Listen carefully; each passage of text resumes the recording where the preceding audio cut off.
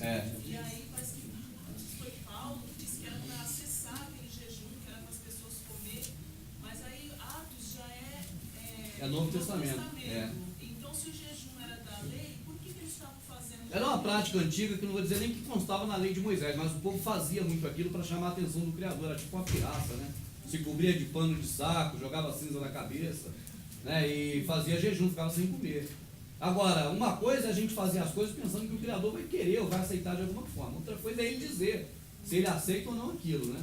No caso do jejum, Silvio, que é mais uma sombra, aquele era um jejum físico. Hoje o nosso jejum é espiritual. O jejum de hoje é das coisas que não edificam, que não transforma seu corpo em corpo saudável. Porque nós, por exemplo, quando você come um livrinho, no caso de Ezequiel, quando come o rolinho, no caso de Ezequiel, o papiro, ou o livrinho, no caso de João, na ilha de Pátmos, o nosso corpo absorve as coisas do Criador, e nós falamos das coisas do Criador com autenticidade, porque praticamos na medida do possível tudo aquilo, entende? Tanto que quando o Salvador apareceu pregando, as pessoas diziam dele assim: este aí não é como os fariseus, este prega com autoridade. Entende? Porque aquilo estava nele. Então, se você se alimentar de coisa ruim, teu corpo vai absorver coisas ruins. E vai soltar coisas ruins. Eu estou com a barriguinha por causa de massa, de pizza. Uma pizza deliciosa. Culpa minha. Não é assim, irmão? Então, isso é um reflexo. Assim, irmã, foi sobre o jejum. Então, assim, o jejum hoje que nós devemos nos abster é das coisas. Primeiro, que jejum é abster-se de, né? A palavra não foi traduzida, justamente transliterada para poder utilizar. Das coisas que não edificam, aquilo que é o corpo, cuidado com o corpo, que é o culto racional. Essa coisa que a gente deve preservar do jejum da sombra hoje. Agora, aquele jejum físico que ocorria, o nosso Salvador, o nosso Criador fala sobre ele diversas vezes, sabe? Dizendo que não é algo que ele aceite, mas que o povo fazia, sempre fez. O povo de hoje também faz do mesmo jeito. Mas nem porque o povo faz, é porque o Criador pediu para fazer. Ele disse para não fazer. Mais uma dessas que ele disse para não fazer. Você conhece essa passagem ou não?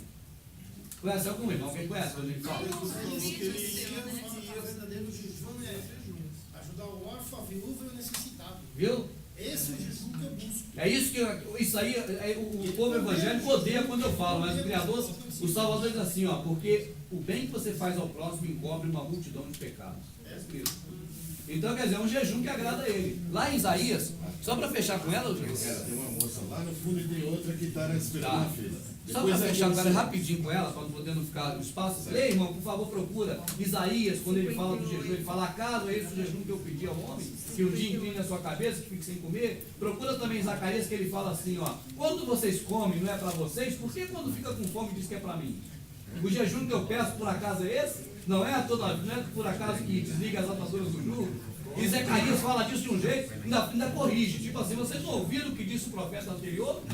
Agora, o povo fazia e faz ainda. E o Salvador falou para não fazer. Ele diz: quem tem um noivo não pode jejuar. Marcos. Mas leia o contexto que a irmã vai ver por quê na festa. Vai lá. Ela está tentando falar um tempo, você mesmo, pode falar. Isso. Bom, eu sou Elaine, do Ipiranga. Elaine do Ipiranga. Bem-vinda. Eu tenho algumas dúvidas que é muito transformadoras, todas essas indagações, e que para mim parece muito correto, né? E como quase todos aqui, ou a maioria das famílias brasileiras, são de origem católica. Todos nós praticamente, né? Isso. Então, as cerimônias, né? O batismo, sim, o casamento, sim, as missas de domingo, sim, enfim, a Via Sacra está muito internada no convívio, sim, das pessoas, né? Sim. Eu queria saber da sua opinião sobre isso, a bênção. A mídia populariza muito isso, né? As novelas sempre tem um casamento bonito, né? Isso. Eu, quando era criança, eu vi o Elvis se casando no final dos filmes dele. Eu quero casar igual o Elvis, né? Aquela coisa toda, porque isso vai influenciando a gente. As novelas todas fazem casamento. Quando eu falo casamento, a palavra que eu estou usando casamento não é a da Bíblia, da Escritura. Estou usando o que a gente conhece. Sim, porque da Escritura é outra coisa. Não é isso, né? Então, nós somos influenciados por tudo, pela mídia principalmente. Então, toda jovem quer se casar, quer fazer aquela cerimônia, aquela coisa toda, não por questão religiosa, mas por questão de, sei lá... Embutido no seu... É uma coisa natural do mundo que o povo acostumou. Só que, na verdade, né, o casamento, por exemplo, do jeito que a gente conhece, é um ritual religioso. mas não tem nada a ver com o Criador, ao contrário dele, né? Vem de Constantino, né? Isso. O casamento é muito antigo, é uma junção de vários ritos num só. O casamento é uma mescla, tipo mais ou menos o Natal, que recebeu um montão de influência, o casamento vem recebendo cada vez mais influências, mas nenhuma voltada para as coisas que o Criador mandou. O batizado de criança, por exemplo, não tem isso em lugar nenhum na Escritura, entende? O criança era circuncidado, era um conceito antigo, e era na carne, quando fazia 8 dias lá. Então não tem a ver nada com essas coisas. Isso tudo é coisa que vem de Semira Então dos isso Timóteo acaba Camus. sendo pagão, então. O termo próprio pagão foi o catolicismo que inventou, né, para dizer que tudo que não era do catolicismo era pagão, né? Foi assim que Constantino invadiu os templos, roubava tudo que tinha lá dentro e anexou tanto tesouro que tem ao catolicismo. Mas vamos usar a linguagem dele do paganismo. Vamos dizer, todas as questões que nós somos envolvidos, aí eu acho que é bom os irmãos até anotar se precisar e pesquisar mais. Todas o que nós somos envolvidos no sistema, no mundo inteiro, seja religioso, político, educacional, da comunicação, mas que nos envolve, nos afeta, todos eles, desde que não tenha conotação religiosa, eu creio que nós podemos fazer, claro, salvando-se, né, as questões que são perniciosas. Ofender o próximo, magoar, tentar fazer alguma coisa contra, ou contra nós mesmos, né, nosso corpo. Salvando essas partes, tudo que nós vamos participar, que não é religioso, não tem pecado, não tem erro. Pode ter a consequência daquilo, mas não daquilo. Mas tudo que a gente for participar, por mais bonitinho que seja, mas que tenha conotação religiosa, se nós venhamos a procurar saber o que é, ué. Ou vamos ficar ainda fazendo coisa que o Criador não gosta. Entende, irmão? Então, nisso eu digo o seguinte, por exemplo, vamos ao casamento. Você vai no cartório e legaliza a sua situação humana perante o governo, perante a pessoa que você ama, o marido e mulher, mulher e marido. E é uma questão que humana, como você tira uma carteira de motorista, um CPF, uma identidade, um imposto de renda, uma coisa normal do planeta. Isso não tem na Escritura hora nenhuma sobre isso. Isso não é religioso. Agora, aquela cerimônia é o quê? É civil ou religiosa? Até o nome já diz. Tá certo? Ela é feita onde? Dentro do cartório ou num templo religioso? Então há de se pesquisar o que é aquilo. Os irmãos vão ver que todos os elementos que compõem hoje essa, vamos dizer, cerimônia, vem do que nós chamaríamos de paganismo. É coisa contrária ao Criador, entende? Então isso vai muito longe, Silvio. Vai tão longe que eu prefiro nem comentar que os irmãos pesquisem. Isso vai muito longe. Agora vamos a outra coisa. Uma festa de casamento não tem aspecto religioso. Pelo contrário, nós vemos o Salvador participando de a comemoração, está entendendo?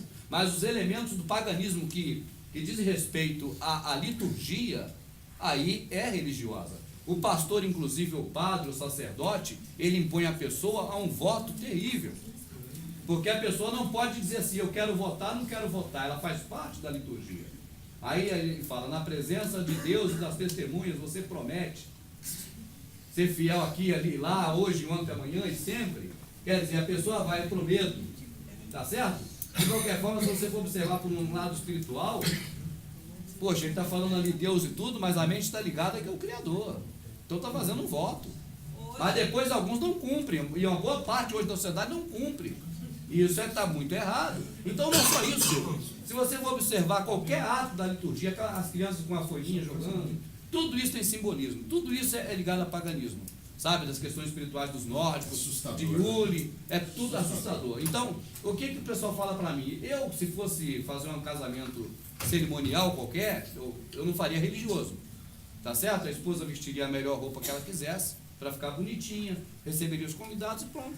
Sem questão de, entendeu? Nem oração não tem, amado. Oração não é isso, oração ensinaram a gente errado. Verdade. Entende? Oração é do casal sozinho. Jesus foi numa festa de casamento, não foi? Ele foi e fez um milagre. Ele espremeu a uva na água e virou suco de uva. Para fazer suco de uva, amados, não precisa de milagre, é só espremer a uva. Tá certo? Agora, para fazer vinho, a uva tem que fermentar, demora. O milagre que ele fez foi vinho, não foi suco. Ele foi e fez o primeiro milagre dele, que a Escritura narra, né? Que tem a narrativa na Escritura. Ele fez um milagre, transformou água em vinho. Foi o início da corrida dele, né? Se você transformar em suco, Silvio, ele pegava o mosto da uva, que é o caldo, exprimia na água, botava açúcar, não precisa de milagre. Para fazer suco de uva não tem milagre. Tem o álcool. Não, mas o álcool é da própria uva, ele fermentava. Então, mas tinha que ter o álcool para ser o vinho, né? Pode ser milagre. Tinha que a uva ficar envelhecida para fermentar. Pode ser? Não misturar álcool. Vai lá, você. Eu queria complementar em relação ao jejum a Seu nome é mesmo? Marcos de Guararema. Marcos Guararema. Valeu, Bela Em terra. relação à Santa Ceia, meu avô tem uma Bíblia de 1909 Sim. e onde fala ali, fazer isto em memória de mim, só vem depois que Jesus lavou os pés dos discípulos. É. Não tem na Não. hora do repartir do pão e vinho. Isso que eu fiz para dar os Eu exemplos, tenho assim essa passar Bíblia isso também. de 1909. Tem João. É fazer isto em memória de mim após o lava-pés dos discípulos. E não era comer o pão.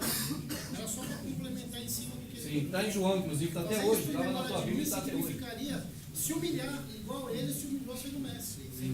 Ele fala que maior que serve e não quer servir. Isso. E essa Bíblia está escrito isso, 1909. Aí você vê, no templo nós somos servidos com um pedacinho de pão. Somos servidos, ele fala maior que Fazer serve. isso em memória de mim era lavar os pés uns dos Você é outros. servido ali. Essa parte, fazer isso em memória de mim, vem só após o lava-pés. Agora é com Foi você. tirado, né? Eu só fazer um comentário. Um pastor falando que